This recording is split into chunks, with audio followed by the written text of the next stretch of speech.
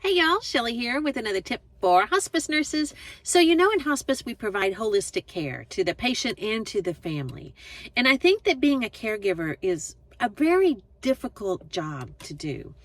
And it's not only is it physically demanding, but it's also emotionally demanding in many ways. But if you think about it, the caregiver is probably losing someone that is one of the people that they're closest to in the whole world.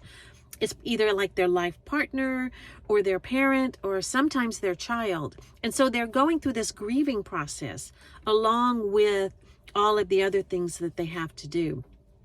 So every time that I see a patient, I try to segregate a little bit of time where I can sit aside with the caregiver away from the patient and just sit down and talk with them and allow them to talk and express their feelings.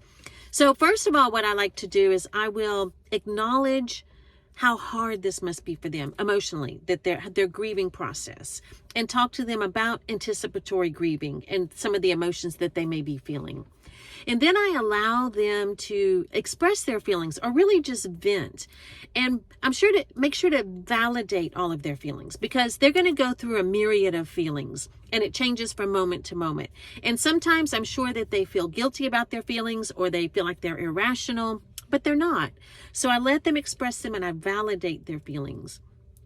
And then the last thing that I do is I make sure to compliment them, to let them know, hey, you're doing a good job. Because I feel like being a caregiver is probably a lot like being a parent. We do the best we can, but we never know if we're really doing the right thing or if we're doing a good job. So I let them know what you're doing is really hard and you're doing a good job.